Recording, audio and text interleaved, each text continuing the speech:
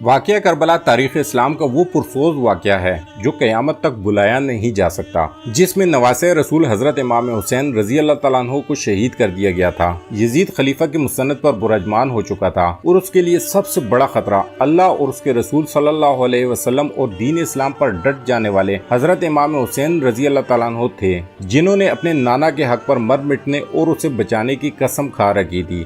یزید سمجھ رہا تھا کہ والد اور بھائی کی شہادت کے بعد حضرت امام حسین رضی اللہ تعالیٰ عنہ کمزور ہو چکے ہیں۔ اس نے سوچا اپنی طاقت کو مزید بڑھانے اور حکومت کو مکمل طور پر اپنے قابو میں کرنے کے لیے آپ رضی اللہ تعالیٰ عنہ کو راستے سے ہٹانا فائدہ مند ہوگا، لیکن اسے شاید معلوم نہیں تھا کہ سردار جنت کے لیے دنیاوی خلافت کوئی معنی نہیں رکھتی۔ کوفہ والوں کے سینکڑوں خطوط حضرت امام حسین رضی اللہ تعالیٰ عنہ کو موصول ہوئے، جن میں یزید اور ان کے علاقاروں کے مظالم بیان کیے جاتے تھے اور دین اسلام کو درپیش خطرات سے آگاہ کیا جاتا تھا۔ ایک اطلاع آپ کو یہ بھی ملی کہ شراب نوشی عام ہو چکی ہے۔ اپنے والد امیر المومنین حضرت علی رضی اللہ تعالیٰ عنہ کی جائے شہادت پر جانے اور اپنے لوگوں کی رہنمائی کے لیے آپ نے مدینہ سے کوفہ جانے کا فیصلہ کیا۔ چنانچہ 28 رجب سن 60 ہجری کو آپ اپنے 72 ساتھیوں کے ساتھ مدینہ سے کوفہ کی طرف روانہ ہوئے۔ براستہ مکہ حضرت امام حسین اپنے 18 اہل بیت اور 50 اصحاب کے ساتھ کربلا پہنچے۔ 8 ذوالحجہ کو آپ کو کوفہ والوں کی شکنی کا اندازہ اس وقت ہو چکا تھا جب آپ نے اپنے چچا زاد بھائی مسلم بن عقیل کی شہادت کی خبر سنی، لیکن آپ نے اپنا سفر جاری رکھا۔ شاید آپ اپنے نانا حضرت محمد صلی اللہ علیہ وسلم کی اس پیشن گوئی کا انتظار کر رہے تھے جس کا ذکر حضرت محمد صلی اللہ علیہ وسلم نے اپنی زوجہ ام المومنین حضرت ام سلمہ سے کیا تھا۔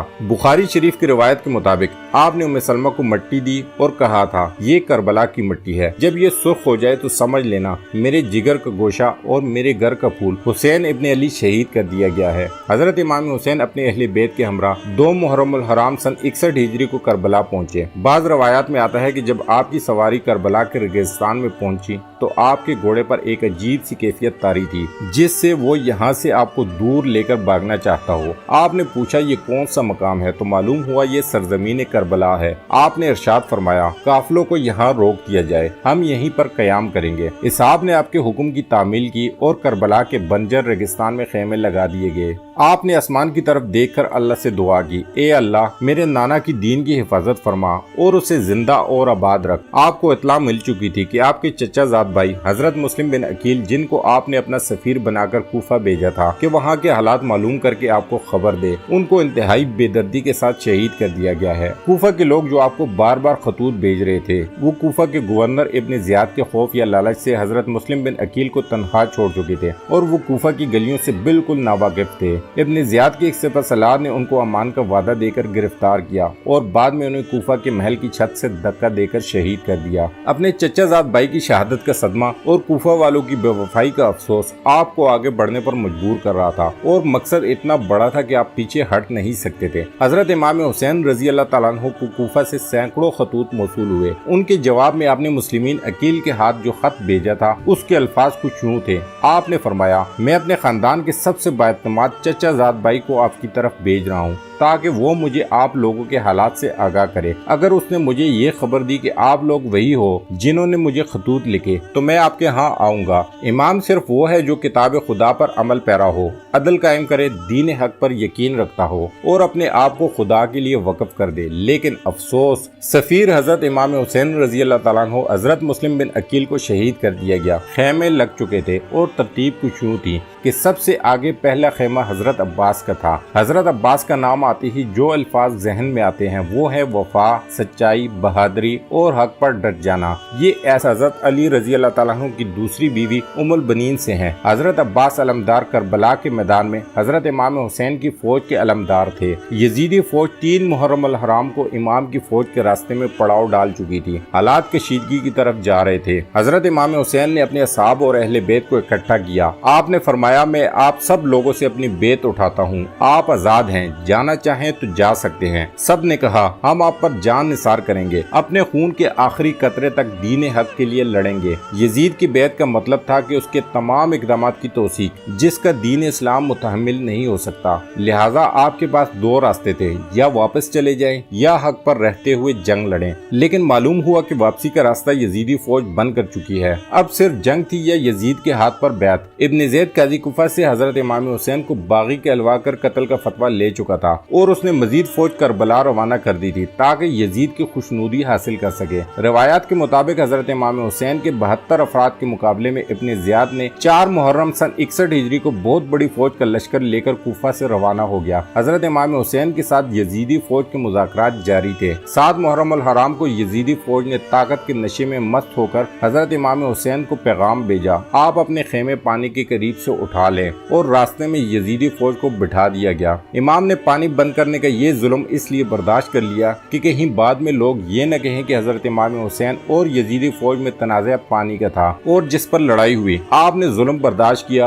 اور اپنے اصحاب کے ساتھ خیموں کو پانی سے دور لے گئے۔ تپتے صحرا میں سب لوگ پانی کی پیاس سے تڑپنے لگے۔ لوگوں نے پانی کا تقاضا کیا لیکن یزیدی فوج نے امام پر پانی بند کر دیا۔ بچوں سے زیادہ دین اسلام کی فکر تھی کہ یہ کن ظالموں کے ہاتھ اقتدار آ گیا ہے۔ یہ لوگ زمانہ جاہلیت سے زیادہ خطرناک اور گمراہ تھے۔ امام کسی صورت بھی یزید کے ہاتھ پر بیعت کرنے کو تیار نہ تھے۔ امام نے فرمایا، ہمارا راستہ چھوڑ دو، ہم کوفہ یا کہیں اور چلے جاتے ہیں۔ لیکن یزیدی فوج کسی بدقسمت جانور کی طرح طاقت کے نشے میں چور تھی۔ اس کے سربراہ نے کہا، 2 ہی راستے ہیں، آپ یا تو بیعت کر لیں یا جنگ کے لیے تیار ہو جائیں۔ 9 محرم الحرام کو شمر یزید کے ساتھ کربلا کے میدان میں داخل ہوا۔ بعض روایات کے مطابق 9 محرم الحرام کو یزید کی فوج میں مزید جنگجو شامل کر دیے گئے تھے جو حضرت امام حسین کی فوج کے 72 جانصاروں سے جنگ کرنے کربلا میں آئے تھے۔ شمر نے آتے ہی اپنی عیاری اور مکاری کا استعمال کرنا چاہا اور اس نے حضرت عباس اور ان کے بھائیوں کے نام امان نامہ بھجوایا کہ آپ لوگ اس تلائی سے الگ ہو جائیں،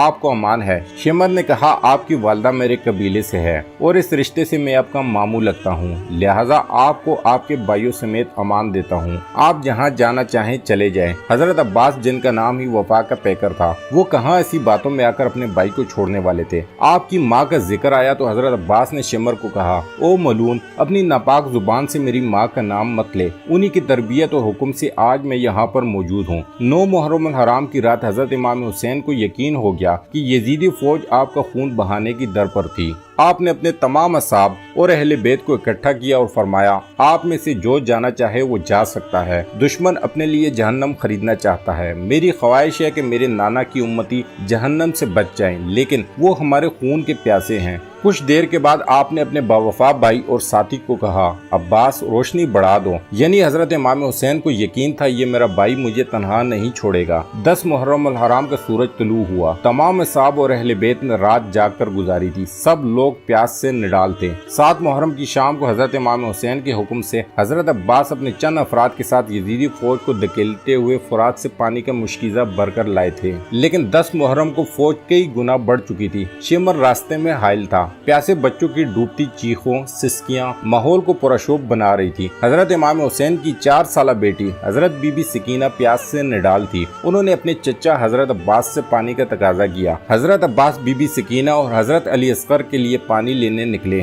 آپ کے ایک ہاتھ میں علم تھا اور دوسرے ہاتھ میں تلوار تھی۔ آپ نے مشکیزہ اپنی پشت پر لٹکایا اور حضرت امام حسین کی اجازت سے پانی لینے روانہ ہو گئے۔ یزیدی دشمن گھاٹ لگائے بیٹھے تھے۔ علی زادی کی ہیبت اتنی تھی کہ کوئی سامنے آنے کی جرات نہیں کرتا تھا۔ یزیدی فوج کو پیچھے دھکیلتے اور رونتے ہوئے حضرت عباس پانی تک پہنچ گئے۔ آپ نے مشکیزہ پانی سے بھرا اور گھوڑے پر اپنے سامنے رکھ لیا۔ حضرت عباس تیزی سے خیموں کی طرف گھوڑا دوڑا رہے تھے کہ کسی تیر انداز نے ایک تیر مشکیزے پر مارا، پانی ضائع ہونے لگا۔ آپ نے اپنے مولا کا علم نیچے نہیں کیا، اپنی جان کی پرواہ کیے بغیر آپ نے تلوار والا ہاتھ مشکیزے کے پانی کو ضائع ہونے سے بچانے کے لیے استعمال کیا اور پرچم بلند رکھا۔ تلوار ہاتھ میں نہ ہونے کا فائدہ اٹھاتے ہوئے ایک یزیدی سپاہی نے جو درخت کی اوڑ میں چھپا ہوا تھا تلوار سے ایک زوردار وار کیا اور جس ہاتھ میں علم تھا وہ بازو شہید کر دیا۔ حضرت عباس نے درد کی شدت کے باوجود علم دوسرے ہاتھ میں تھام لیا۔ چند تیر اور مشکیزے پر لگے، پانی تیزی کے ساتھ ضائع ہونے لگا۔ اسی اثناء میں آپ کا دوسرا بازو بھی شہید کر دیا۔ علی زادے کو بے دردی سے زخمی کر دیا گیا تھا۔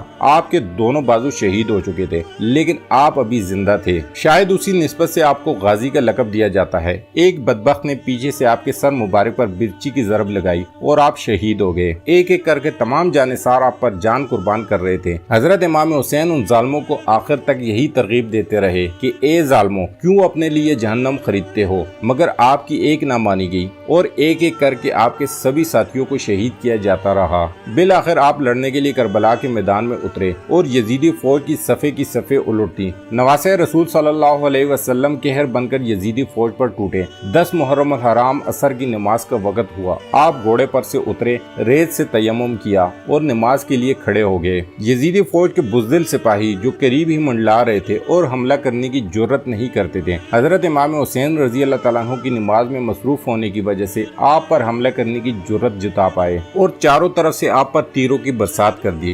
نماز میں مصروف ہونے کی وجہ سے حضرت امام حسین کو تیروں کی تکلیف کا اندازہ نہیں تھا۔ یزیدی بدبختوں کو شاید معلوم نہیں تھا کہ یہ علی زادہ ہے، اور حضرت علی بھی نماز میں مشغول ہوتے تو اس قدر خدا کی یاد میں ڈوب جاتے کہ تکلیف کا اندازہ نہیں ہوتا تھا۔ جب حضرت امام حسین رضی اللہ تعالیٰ عنہ سجدے میں گئے تو شمر نے اپنی تلوار کی ضرب سے آپ کا سر مبارک جسم سے الگ کر دیا اور اس کو نیزے پہ بلند کیا۔ حضرت زینب رضی اللہ تعالیٰ عنہ یہ سارا منظر دیکھ رہی تھی۔ خیموں سے بیویوں کے رونے کی آوازیں آئی تو یزیدی فوجیوں نے خیموں کو آگ لگا دی، خواتین کے سروں سے دوپٹے چھین لیے اور سب کو قیدی بنا کر یزید کے دربار میں پیش کر دیا۔ اس کے بعد کے حالات انشاءاللہ اگلی ویڈیو میں بیان ہوں گے۔ اللہ حافظ۔